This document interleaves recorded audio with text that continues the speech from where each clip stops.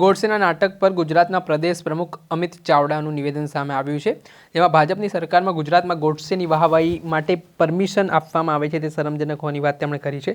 તેમણે કહ્યું કે આરએસએસના ચમચાઓ ગોડસેની વાહવાહી કરવા માટે નાટક કરી રહ્યા છે.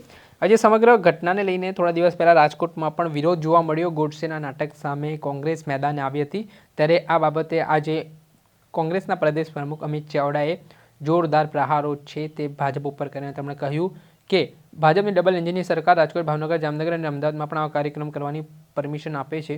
વર્તમાન સમયમાં જો સરદાર સાહેબ દેશના ગૃહમંત્રી હોત તો આવા નાટક કરવાવાળાને જેલમાં મોકલ્યા હોત. આરએસએસના ચમચાઓ ગોડસેની વાહવાહી કરવા, નાટકો કરવા નીકળ્યા છે અને આ બધા જ લોકોને હું કહેવા માગું છું કે ગાંધીનું ગુજરાત છે, જ્યાં સુધી ગાંધીની વિચારધારાને વરેલા લોકો આ ધરતી પર છે ત્યાં સુધી એક પણ નાટક થવા નહીં દઈએ. આ મામલે સાંભળો પહેલાં તો કોંગ્રેસ પ્રદેશ પ્રમુખ અમિત ચાવડાને. ચાલવાનો જે પથ બતાવ્યો, જે દિશા બતાવી, એની પર આપણું ગુજરાત કે ભારત નહીં, આખું વિશ્વ ચાલવા માટે આજે તત્પર છે.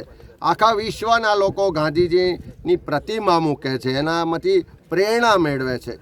એની સામે આ ભારતીય જનતા પાર્ટીની સરકાર જે આરએસએસથી ચાલે છે, આ નાથુરામ ગોડસેના વારસો આજે ગુજરાતમાં ગાંધીનું સન્માન કરવાને બદલે, ગાંધીજીના સન્માન માટે આહવાન કરવાને બદલે ગોડસેની વાહવાહી કરતા જે નાટકો છે એને સરકાર પરમિશન આપે છે. એ રાજકોટમાં કાર્યક્રમ થાય, ભાવનગરમાં થાય, જામનગરમાં થાય કે અમદાવાદમાં થાય, પરમિશન કોણ આપે છે? આ ભાજપની ડબલ એન્જિન સરકાર આપે છે.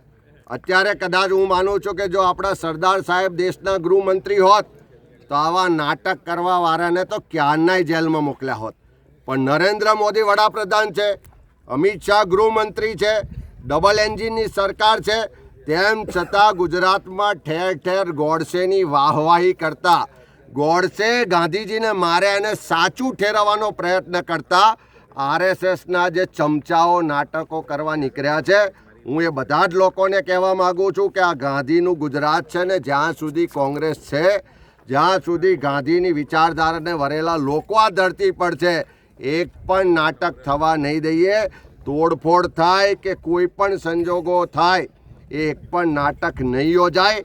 અને આ જે સરકારમાં થોડી ઘણી પણ શરમ હોય તો ભલે તમે ગોડસેની વિચારધારામાં માનતા હોય, ભલે તમારા આકાઓ જે આરએસએસના છે એમના ઈશારે આ થતું હોય ને તમારાથી બોલાતું ના હોય, પણ ગાંધીના ગુજરાતમાં રહો છો, ગાંધીના નામે રાજકારણ કરો છો, એમાંથી થોડી ઘણી પણ શરમ હોય તો સરકાર આની પર બેન્ડ લગાવે. નહીં તો કોંગ્રેસ પાર્ટી ને ગુજરાતના ગાંધી વિચારના વાહકો એક પણ જગ્યાએ આવા નાટકો થવા નહીં દે. અને એના માટે જે પરિસ્થિતિનું નિર્માણ થશે એની સંપૂર્ણ જવાબદારી આ ભાજપની સરકારની રહેશે.